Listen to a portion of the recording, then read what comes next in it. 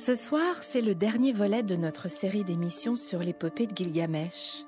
Je dois vous avouer que c'est la curiosité qui m'a poussée à en savoir encore plus sur la Mésopotamie, sur cette civilisation grandiose qui a inventé 3500 ans avant Jésus-Christ l'écriture cunéiforme, la première écriture de l'humanité. Cette invention a été une révolution mentale. Imaginez des hommes résolus à créer un mode inédit de communication qui bouleversera le cours de l'histoire. Et c'est justement de ça, de cette création, de cette écriture dont j'ai envie de vous parler ce soir. Je suis allée rencontrer Jean-Jacques Glasner, un des plus grands spécialistes du monde mésopotamien, un assyriologue, qui a passé une bonne partie de sa vie à étudier cette mystérieuse écriture. Jean-Jacques Glasner a appris à lire le cunéiforme avec Gilgamesh, ce grand roi qui ne voulait pas mourir et qui est parti à la recherche de l'immortalité. En vérité, Jean-Jacques Glasner n'a jamais cessé de lire l'épopée de Gilgamesh, parce qu'à chaque nouvelle lecture, il s'arrête sur un mot, il s'interroge sur sa formation, sa traduction. Jean-Jacques Glasner, pour ça, est fascinant. C'est un savant qui manie librement ces signes confus et abstraits en forme de clous et de coins. En le rencontrant, j'ai eu le sentiment d'être au cœur de la recherche sur la Mésopotamie. Est-ce que, pour commencer, Jean-Jacques Glasner, vous pouvez m'expliquer comment vous avez rencontré ce monde mésopotamien pour la première fois ? Il est difficile de se souvenir de quelque chose qui remonte peut-être à une lointaine enfance. Je ne m'intéressais à rien étant petit. Et mes parents étaient désespérés. Et un jour, j'ai montré un intérêt pour l'histoire antique. Alors du coup, mes parents n'étaient plus désespérés et ils m'ont chargé d'un tas de formations, de m'intéresser à un tas de bandes dessinées, d'images. J'étais très petit. Mais à un âge plus avancé, c'est-à-dire quand je suis arrivé à l'université, j'ai commencé des études d'histoire. J'étais à Strasbourg et il y avait une possibilité d'enseignement du cunéiforme et du babylonien, donc la langue du roi Hammurabi. Et il y a un des enseignants qui enseignait le cunéiforme. Mais pour moi, c'était en même temps m'ouvrir à une autre antiquité que celle que je connaissais, beaucoup plus ancienne. Et probablement, quand on est jeune, on cherche un peu l'originalité et l'exotisme. Mes copains ne faisaient pas ça, moi je faisais ça. Voilà. D'autres ont appris le chinois, c'est beaucoup plus utile aujourd'hui. Et moi j'ai appris, comme disait Bottero dans un de ses articles, une discipline qui ne sert à rien.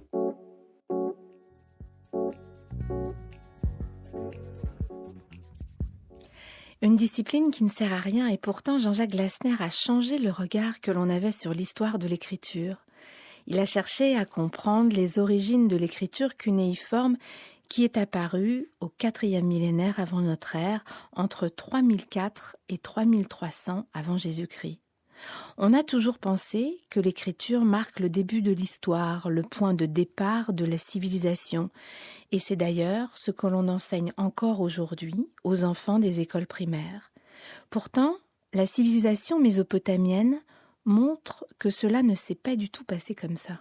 Alors, on a construit au cours du XXe siècle un discours, et un discours qui est très, très ethnocentrique.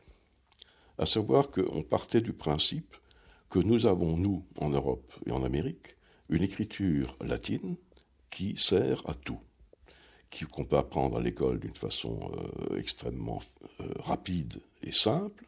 Et quand on la lit, c'est tellement simple qu'on ne réfléchit pas, qu'on ne se dit pas « Tiens, mais je suis en train de lire, je suis en train de faire quelque chose qui n'est pas évident ». C'est l'écriture la plus merveilleuse qu'on ait jamais inventée. Eh bien, les autres écritures sont nécessairement moins merveilleuses et moins belles et moins faciles à enseigner et à utiliser. Et on a pensé que les premiers hommes et inventeurs des premières écritures, en fait, comme ils ne pensaient qu'à manger et à boire, et à se nourrir, parce que c'était leur préoccupation fondamentale, ce n'étaient pas des intellectuels de haut vol, ils n'avaient pas lu Voltaire ni Galilée, ils n'avaient d'autre intérêt que la vie quotidienne et la vie pratique. Donc ils se sont mis à écrire le mot mouton, ils voulaient manger un mouton, ils écrivent le mot mouton. Ils veulent manger une chèvre, ils écrivent le mot chèvre. Et on dessinait la chèvre, ou à peu près, le profil de la chèvre. Donc on s'est dit, voilà, on est parti d'une écriture pictographique. Ils s'inspiraient d'images concrètes de ce qu'il y a autour d'eux. il y avait cet esprit, cette idée préalable, préconçue. Ils sont primitifs. C'est une écriture primitive, c'est une écriture incomplète, qui ne dit pas les liaisons grammaticales, qui ne dit rien que des mots tels quels. On pensait que c'était une sous-écriture. J'osais pas le dire, mais c'est une écriture inachevée, et on appelait ça la pictographie. Des pictogrammes, comme on en utilise partout sur les routes de France et de Navarre, tous les signaux de la signalisation routière sont des pictogrammes. Des dessins. Des dessins. Et ensuite, à partir des dessins, on a introduit la langue. C'est-à-dire que ce dessin est devenu un mot. Et après le mot, on s'est mis à réfléchir sur la langue et on a décomposé les mots en syllabes. Ça, c'est ce qu'on pensait. Voilà, c'est Ça, ce c'est qu'on ce qu'on disait. pensait. Ça, c'était l'hypothèse la plus crue et celle qu'on expliquait, qu'on vous a expliqué à vous quand vous avez étudié le cunéiforme. C'est ce qui s'expliquait encore jusqu'au début des années 1980, 90. 90. Et à partir de là, on a commencé à changer la donne, on a réfléchi et on a découvert que c'est un système parfaitement accompli dans une société de tradition orale. Ce n'est pas un système primitif, incomplet et inaccompli qui est à l'origine de l'écriture. Et on a découvert que dans certaines tablettes très archaïques, le phonétisme apparaît immédiatement. C'est ça. Et c'est pour ça que vous parlez de révolution mentale. C'est ça qu'il faut comprendre. C'est-à-dire que c'est une vraie création, cette écriture, et c'est une révolution mentale. C'est des gens qui ont réfléchi à comment communiquer, comment trouver un moyen de communication inédit. Exactement, oui. Exactement. Alors, le contexte qui a conduit à cela, nous ne le connaissons pas. Cela dit, l'écriture est inventée. C'est ça, le cunéiforme. Donc, qui est né quand? Alors, il y a combien de milliers d'années? L'écriture, disons qu'elle met un demi-siècle à être constituée. Il y a des gens se réunissent autour d'une table et ils fabriquent un système. On l'a montré, je l'ai montré dans un bouquin. On a vraiment le sentiment que quelques savants, quelques érudits, commandités par on ne sait qui, se sont réunis et ont fabriqué du signe à la pelle, et que ça a été fait dans un seul mouvement et avec une intentionnalité très précise. Donc ça, c'est clair. C'est un système construit, pas au hasard, mais construit et réfléchi. Et ce système, bien, une fois qu'il existe, il doit servir à quelque chose, les commanditaires qui s'en servent. Donc on écrit pour le droit, on écrit pour l'administration, on écrit pour le savoir. Il y a des listes de signes qui sont réunis et qui ne servent pas seulement à l'enseignement scolaire. Elles servent à l'enseignement scolaire parce que les inventeurs de l'écriture ont tout de suite compris qu'il fallait enseigner ces signes parce que sinon, avec leur propre mort, le système disparaît. Donc on enseigne l'écriture cunéiforme, on l'enseigne. On enseigne aux jeunes les signes qu'on vient d'inventer. À travers l'écriture, l'homme prend un certain pouvoir sur le monde qu'il est capable de transposer en signes d'écriture. Et alors, ce qu'il faut dire, c'est le support. Il faut parler du support de cette écriture, sur ces tablettes d'argile. Vous dites que c'est important, que si cette écriture a ces formes-là, c'est aussi parce qu'il fallait s'adapter au support et à la calame, c'est ça, de roseau. Un calame de roseau, c'est la tige de roseau aiguisée avec laquelle on écrivait. Absolument. Alors, l'Irak est un pays sans arbres, on dira sans ombre, qui n'a aucune matière première dans son sous-sol, si ce n'est l'argile et le roseau. Le roseau, surtout dans le sud, il y a des marais et il y a de l'eau. Et plus au nord, de plus en plus sec, il n'y a rien que la terre sur laquelle on marche. Alors, ceux qui ont inventé l'écriture, ils ont inventé aussi le support. Il n'y avait pas de parois en pierre, et puis il n'y avait pas lieu d'écrire tout sur des parois en pierre, parce que on n'écrit pas le quotidien sur des parois, on n'écrit pas un petit texte juridique d'échange de 3 moutons et 2 chèvres sur la pierre pour le mémoriser à tout jamais, quoi. Donc, ils ont inventé un support. En Égypte, ça a été le papyrus, puisqu'il y en a à foison. Et en Mésopotamie, ils ont pris de la terre, de l'argile. Alors bien entendu, tout de suite, ils ont compris qu'il ne suffisait pas de ramasser un peu de terre et de la mettre ensemble, ça ne tiendrait pas. Donc ils ont inventé une technique de choisir des argiles très fines, et tout cela mêlé à de l'eau et travaillé. On fabriquait avec cela des tablettes qu'on laissait sécher au soleil. Avant qu'elles ne soient sèches, on écrivait sur la surface. Et c'est quand même tout un travail. Hein. Ouais. On invente. C'est pas simplement inventer des signes et faire un peu de phonologie. C'est inventer sur quoi on écrit et le fabriquer. Et trouver la matière première à l'aide de laquelle on écrira. Alors ils avaient le roseau sous la main, ils ont pris le roseau fin, ils les ont coupés et ils ont hésité pendant un certain temps, semble-t-il. Ils ont taillé ces roseaux en pointe. Et alors ils ont essayé de tracer des signes qui ont des parties circulaires ou les angles, etc. Mais ça ne marchait pas très bien. Et très rapidement, ils ont taillé ce roseau en biseau. Et quand vous avez un roseau taillé en biseau, avec un seul mouvement de la main et du poignet, vous l'enfoncez dans la surface molle de l'argile et vous le sortez. Et il en reste la forme, disons, d'un clou de tapissier. D'où cunéiforme. D'où le mot cunéiforme. Alors, selon l'inclinaison du roseau, qui était plus ou moins forte, et qui permettait de dessiner la tête du clou, et en retirant le calame de l'argile, il y a une petite queue qui fait que le clou est plus ou moins long. Alors là, tout de suite, ils ont compris qu'on pouvait orienter cette queue diversement. Donc vous fabriquez un signe simple, c'est un clou horizontal, la queue horizontale. Vous mettez la queue verticale, vous fabriquez un deuxième signe. Vous croisez deux clous, vous faites une croix, c'est un troisième signe. Vous en croisez trois, etc., etc. Ensuite, vous fabriquez des figures toujours plus compliquées et vous fabriquez des signes toujours plus compliqués et toujours plus nombreux pour dire des choses toujours plus nombreuses, des mots de la langue. Et on a trouvé une tablette où il y a une série assez considérable, la tablette est assez grande, de signes qui appartiennent tous à la même famille, c'est-à-dire qu'ils sont tous dérivés d'un signe simple, disons un pot, une forme de pot ou de bouteille, si vous voulez.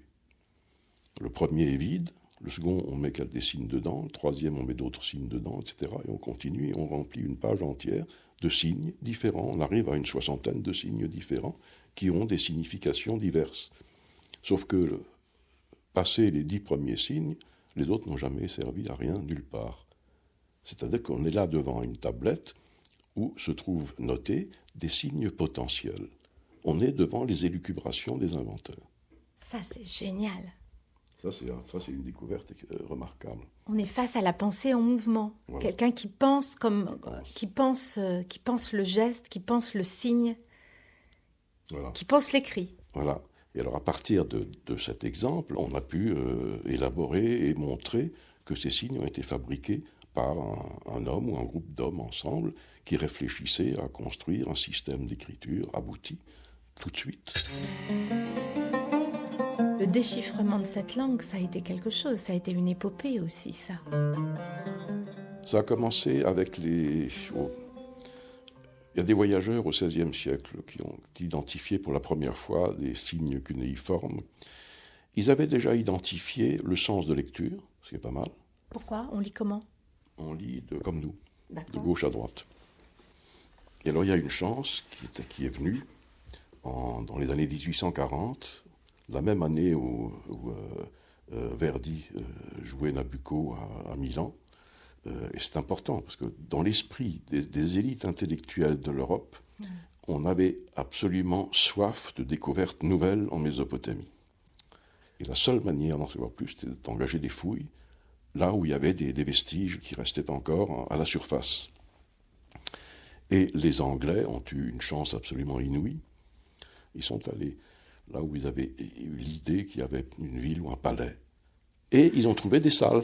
Ouais. Et puis dans une des salles, ou dans deux salles, ils tombent, en fouillant, en enlevant la terre, ils tombent sur des tablettes en argile, couvertes d'écriture cunéiforme. Et ils en ont trouvé, on disait à l'époque 500 000. C'est des fragments. Aujourd'hui, au British Museum, ils ont recollé des fragments qui collaient ensemble, etc. Et on estime aujourd'hui à 130 à 150 000 le nombre de tablettes qui ont été trouvées dans cet endroit. Ce qui représente, puisqu'on en a lu une bonne partie, à peu près 5 ou 6 000 œuvres différentes. Donc, vous avez une bibliothèque de 5 000 ou 6 000 bouquins, quoi, mais en tablettes d'argile. Et c'est la bibliothèque du roi Assurbanipal. C'est ça. Et là, c'est une source considérable de données. Et à partir de là, on a pu commencer les tentatives de lecture. Imaginez des milliers de tablettes couvertes de signes en forme de clous et de coins. Il a fallu des dizaines d'années pour déchiffrer cette écriture. Mais Jean-Jacques Glasner, lui, a appris à lire le cunéiforme avec le texte de l'épopée de Gilgamesh. Je l'imagine penché sur les fragments des 12 tablettes d'argile qui racontent les aventures de ce roi qui ne voulait pas mourir et qui est parti à la recherche de l'éternité. Tablettes, pour certaines, encore incomplètes. Gilgamesh, c'est l'œuvre majeure de la Mésopotamie. Elle est entrée au patrimoine de l'humanité, mais je suis sûre que vous ne l'avez encore jamais entendue en akkadien. L'akkadien, c'était une des langues de la Mésopotamie, disparue depuis la nuit des temps. Les prononciations sont approximatives. On ne connaît pas toutes les voyelles du sumérien, mais l'akkadien est à peu près ce qui se disait à l'époque. C'est pour ça que ça faisait une civilisation bilingue. Ça a été aussi une des caractéristiques de sa richesse et de son développement intellectuel. C'est très important, c'est-à-dire une civilisation où, disons que deux cultures se rencontrent et construisent ensemble quelque chose qui fonctionne pendant 3000 ans. Il n'y a pas besoin de pureté du sang ou de pureté du sol pour faire il n'y a pas besoin d'unicité ethnique d'une population pour faire quelque chose qui réussit. La rencontre entre diverses populations a réussi là pendant 3000 ans. Et c'est parfait. Donc voilà, donc le début, en akkadien.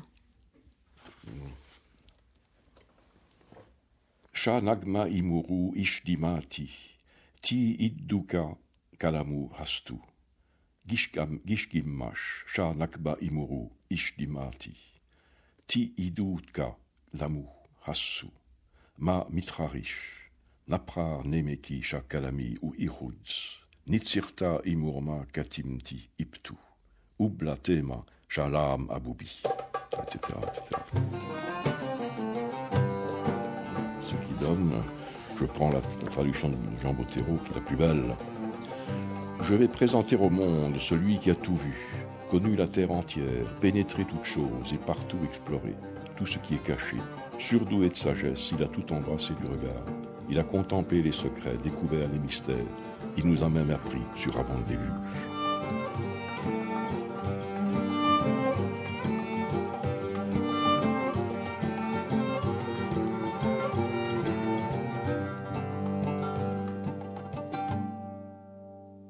Oui, alors, il y a une épopée dont le sujet principal, c'est M. Gilgamesh, roi de la ville d'Uruk, qui a une tendance à la tyrannie, mais qui est considéré par la tradition comme un roi illustre, même s'il est tyran, et dont la population essaye d'alléger la charge qu'il fait peser sur eux, en lui cherchant un alter ego, aussi puissant, surtout aussi fort, aussi costaud que lui. Les dieux, à la demande de la population, fabriquent un être nature qui s'appelle Enkidu. Et la rencontre va avoir lieu, forte, viril, et Gilgamesh fait de cet Enkidu son égal, son frère. Et ils vont donc parcourir le monde ensemble et accomplir un certain nombre d'exploits remarquables au moins, puisqu'ils iront jusqu'à agresser les dieux, et les dieux, pour se venger, vont décider de la mort d'Enkidu. Et là, Gilgamesh découvre, il sait qu'il est mortel, et il découvre la douleur qu'est la mort de son ami et son frère. Enfin, ils avaient une relation très forte, tous les deux, du genre de celle de Montaigne et de la Boétie. Il est ébranlé par non pas la découverte, mais la découverte de la réalité qu'est la mort. De la douleur. De la perte de l'être aimé. Absolument. Et ça, c'est quelque chose qui l'ébranle totalement. Et il va passer le restant de sa vie à chercher l'immortalité. Il échoue, il rentre chez lui, et il découvre que l'immortalité, c'est laisser son nom.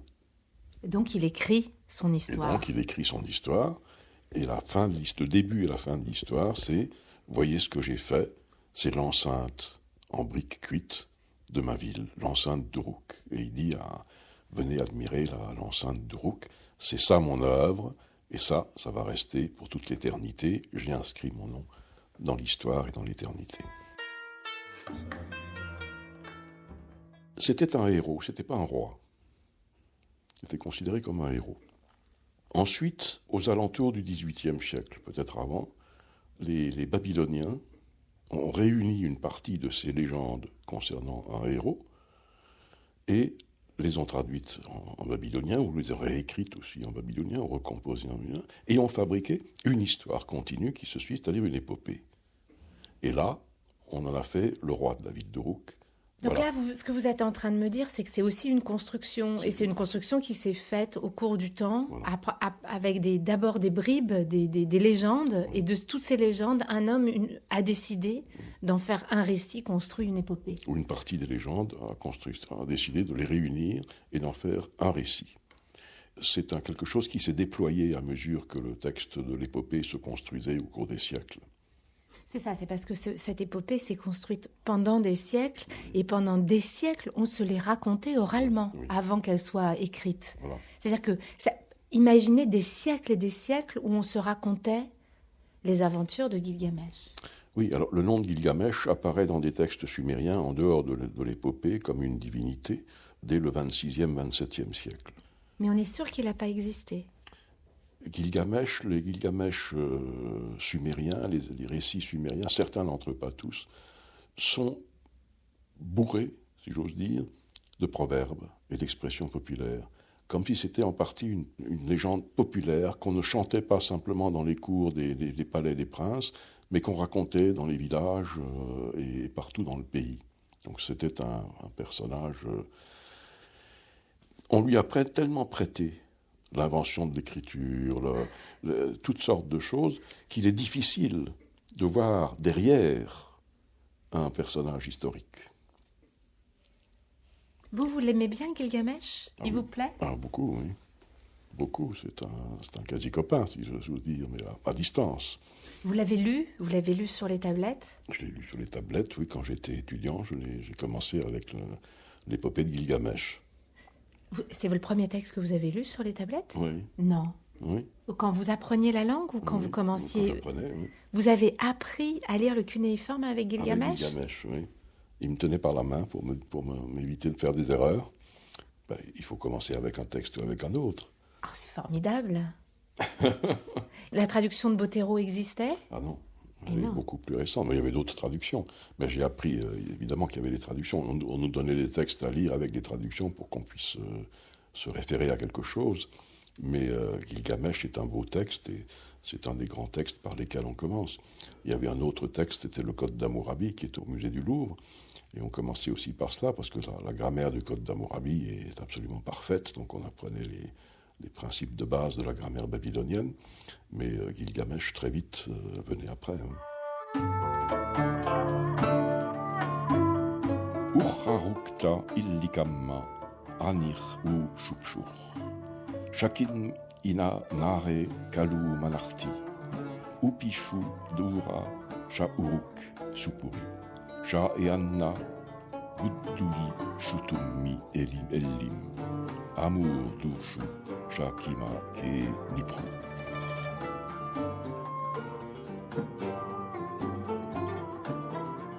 Retour de son lointain voyage, exténué mais apaisé, il a gravé sur une stèle tous ses labeurs. La stèle, c'est l'épopée. C'est lui qui fait édifier les murs d'Uruk les enclos, et du Saint-Théana le trésor sacré. Regarde cette muraille, serrée comme un filet à oiseaux, considère ce soubassement inimitable, palpe cette dalle du seuil amenée de si loin. Avance-toi vers Léana, résidence d'Ishtar, que nul roi ultérieur, personne, n'a jamais pu contrefaire.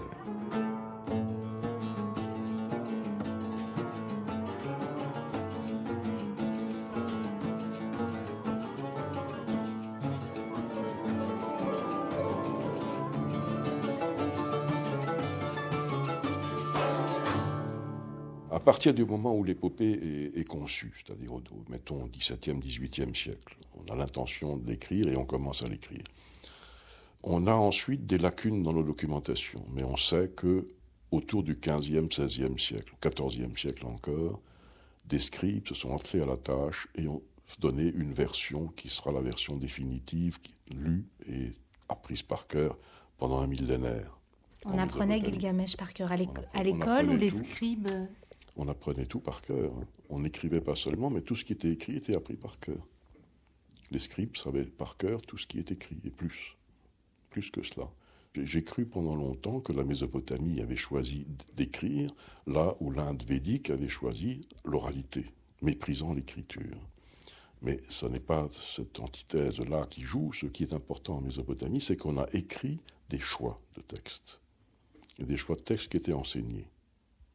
Donc on a choisi Gilgamesh. On pensait qu'il fallait étudier et apprendre Gilgamesh. Et étudier à Gilgamesh. L'école et l'apprendre, et c'est ce qui s'est passé.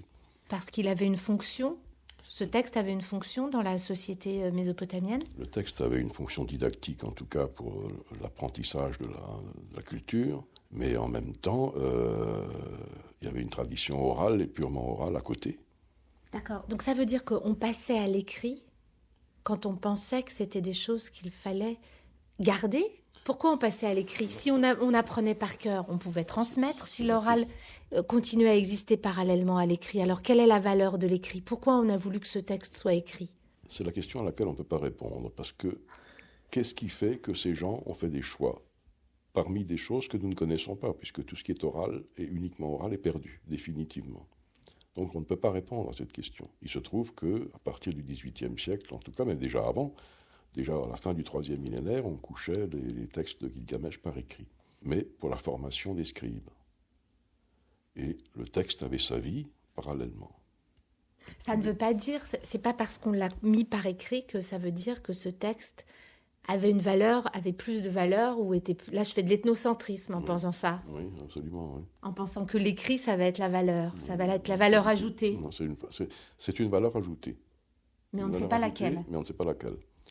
Mais l'écrit est associé à l'oral, et l'oral conserve toute son importance. Et l'écrit renforce les capacités d'apprentissage oral. Et moi, je pense vraiment comme une occidentale, voilà. C'est-à-dire j'oppose l'oral et l'écrit, et c'est l'écrit forcément qui domine. Et il ne s'agit pas d'opposer les deux sont complémentaires. Bien sûr. Donc le support écrit est un plus qui permet de renforcer les capacités de la mémoire orale. Ça veut dire qu'il y avait un souci de mémorisation. Il y avait Absolument. C'est-à-dire on voulait renforcer par tous les moyens la capacité de l'individu à apprendre par cœur et à savoir par cœur et parfaitement. Donc l'écrit est un soutien à l'apprentissage oral.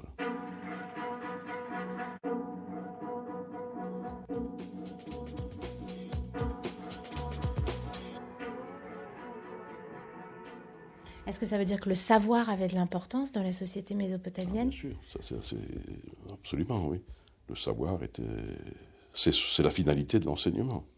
Mais que c'était valorisé dans la société, c'est-à-dire que c'était une société qui était tournée vers le savoir et qu'on pensait que c'était important que le savoir circule de génération en génération, se transmette. Pour les lettrés, oui. Ça, c'est extrêmement clair. Les lettrés ont su dès le début, dès l'invention de l'écriture, je vous le disais tout à l'heure, ils ont su qu'il fallait enseigner ce qu'ils étaient en train d'inventer, de telle sorte à ce que ce soit répercuté de génération en génération et que ça ne se perde pas. C'est des sociétés aussi où les dieux sont présents. Les dieux sont l'intermédiaire entre l'homme et la nature. C'est eux qui expliquent la nature. Toute la culture tourne autour de cela, c'est-à-dire la relation avec le savoir qui est un secret des dieux. Le savoir est transmis par les dieux à certains hommes, plus éminents que d'autres, parce qu'ils sont leurs dévots, ils sont fidèles aux dieux, et ce sont ces hommes choisis par les dieux qui ensuite sont autorisés, sous certaines conditions, à transmettre ce savoir à d'autres. Ce qu'il faut comprendre, c'est que le monde était organisé par les dieux, les hommes ont été créés par les dieux, dans la pensée mésopotamienne. Hein. Les dieux ont eu marre de travailler, certains dieux, ils ont fait grève, et ils ont créé l'homme pour travailler à leur place. Donc les hommes sont sur terre pour travailler pour les dieux, pour que les dieux puissent vivre tranquilles. Ça, c'est le mythe de création de l'homme mésopotamien. Voilà, ça c'est le début. Ce qu'on oublie généralement de dire, et c'est très important, dans les deux mythes qui racontent la création de l'homme, on sacrifie un dieu. Donc l'homme est fait d'un mélange de divinité et d'argile. On prend du sang. Oui, le sang du dieu, la chair du dieu et de l'argile. Donc l'homme est un mélange. Ce que les commentaires ont oublié de dire jusqu'à il n'y a pas longtemps, c'est que le dieu qui est sacrifié, dans l'un des récits, c'est le chef de la jacquerie. L'homme est créé mortel, et son destin, c'est explicite dans le texte, c'est de servir les dieux. Le dieu qui est sacrifié, c'était le chef de ceux qui travaillaient au service des dieux. Donc il sait ce que sont les ordres des dieux, mais il se révolte. C'est-à-dire qu'il est capable de se révolter. Et l'homme a en lui, dès l'origine, cette capacité à dire non. Donc voilà l'homme. Et Gilgamesh se distingue parmi les hommes parce qu'il a 2/3 de divinité et 1/3 d'humanité. Donc il y a du divin dans tout le monde, mais Gilgamesh en a plus. Il a plus de divin que nous. Il a plus de divin que le commun des mortels, et donc c'est un personnage plus éminent que d'autres, et qui est, dans la tradition qui s'installe, le porteur d'un formidable savoir, puisque en écrivant son récit, il apporte à l'humanité, donc ça répond un peu à la question que vous posiez tout à l'heure, il apporte à l'humanité le savoir qui est le sien.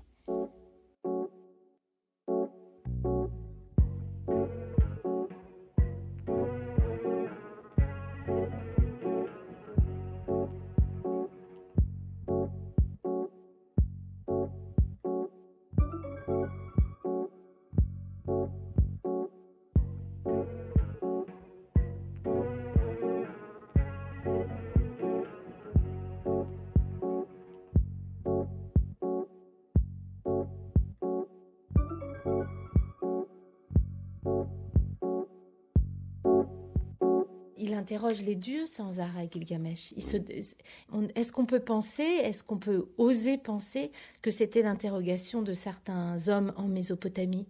S'interroger sur leurs conditions d'hommes, en fait. Absolument, mais c'est le fond même de l'épopée aussi. C'est la mort, c'est les dieux qui l'ont instaurée. Pourquoi ? Donc, voilà. Quelle est la relation entre l'homme et le dieu, et qu'est-ce qu'un égo en Mésopotamie ? Qu'est-ce qu'un être humain ? C'est sans arrêt cette question qui ressort autour de la mort, qui est pas l'échappatoire, mais la solution finale et incontournable. Qu'est-ce qu'un être humain ? C'est toute cette question qui est posée. Et Gilgamesh, en fait, il est sans arrêt tourné à l'écoute des dieux. Mais sans arrêt, il passe outre aux réponses que éventuellement font les dieux. Quand Ishtar, qui est la déesse suprême du Panthéon, veut l'épouser, il lui jette à la figure tous les amants et tous les maris qu'elle a eus avant lui et ce qu'elle en a fait. Donc il dit non. On ne refuse pas la main d'une déesse, surtout celle-là.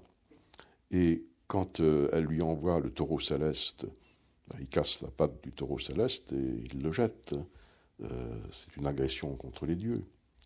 Quand ils vont tuer le géant Rumbaba, qu'ils prennent des cèdres, oui, mais ils n'auraient pas dû tuer le géant Rumbaba, qui est un dévot du grand dieu du panthéon sumérien Enlil. Et il dit, on ne traite pas comme ça un ennemi. On le fait prisonnier et on en fait un sujet qui travaille pour toi. On ne le tue pas. Vous avez eu tort de le tuer. Gilgamesh outrepasse, malgré sa puissance, malgré son intelligence, il n'a pas à accomplir des actes comme il en accomplit. Est-ce que ça veut dire qu'on peut aussi entendre cette épopée de Gilgamesh comme un texte didactique pour redire aux hommes où est leur place par rapport aux dieux, la place qu'ils doivent tenir par rapport aux dieux ? Quelle est la ligne à suivre ? Et la bonne ligne à suivre, exactement. Il y a une éthique dans ce texte de Gilgamesh, d'un bout à l'autre, une bonne conduite. On dirait aujourd'hui en français tout simple, une bonne conduite. Mais elle est difficile à trouver, la bonne conduite. Les choix qu'on fait sans arrêt, sont-ils les bons, sont-ils les mauvais ? On assume ses choix. Donc Gilgamesh se montre, malgré le fait que l'homme a un destin établi par les dieux, mais comme à l'origine même on introduit déjà la possibilité pour l'homme d'affronter les dieux, en fait. La révolte. La révolte. Et donc l'être humain est entre la soumission ou la révolte. Donc ce qu'on voit là dans Gilgamesh, c'est le cheminement d'un homme qui d'abord se trompe, ne fait pas les bons choix, pour finalement acquérir la sagesse, c'est-à-dire accepter la mort, Voilà, c'est ça. son statut d'humain, Voilà. et arrêter d'aller contre, faire taire cette révolte et cette volonté de puissance et de rivalité même avec les dieux. Absolument. Tu as ta liberté, mais il faut marcher main dans la main avec les invisibles. Vous allez me dire que je suis naïve, mais je suis étonnée de la qualité de l'élaboration de la pensée, de la qualité de réflexion sur la condition humaine de ce texte. Ben oui, elle a produit de la pensée. La preuve, c'est qu'on en parle depuis... Ils ont créé beaucoup de choses, ils ont inventé l'écriture. Et puis ces questions qui sont posées sur l'homme, sur la vie, les épisodes de la vie, la mort, sont pas simplistes, elles sont tellement essentielles que... Ah, vous voyez, c'est l'ambiguïté qui est de Gilgamesh entre le bon et le mauvais. Ouais. Quel chemin choisir et comment faire? C'est son ambiguïté qui dit toute la trame de la vie humaine, parce qu'on est sans arrêt confronté à ces choix à tout moment. Et alors on n'est pas des rois qui partons en guerre, mais à chaque être humain, à son niveau, est confronté à ce type d'attitude et d'action. Il y a ces choix permanents.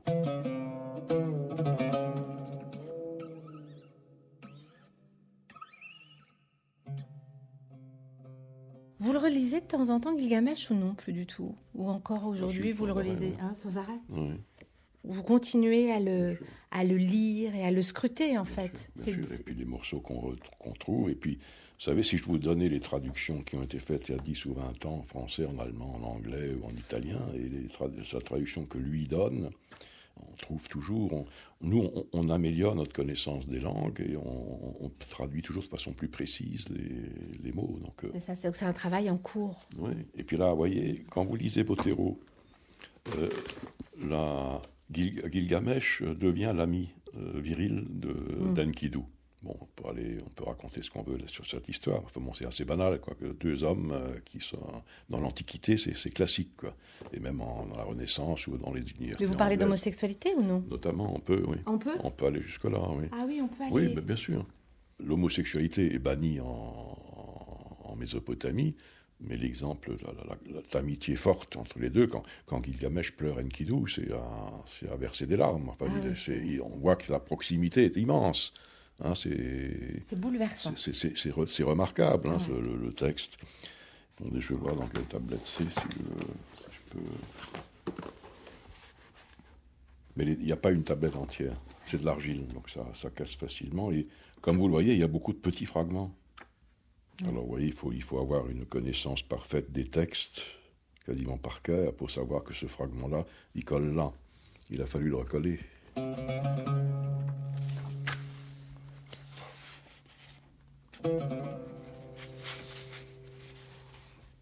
C'est avant.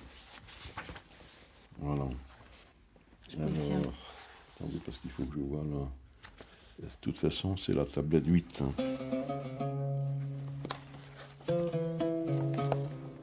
Donc j'y vais, là, c'est donc le passage où Gilgamesh s'apprête à pleurer Enkidu qui vient de rendre son dernier souffle.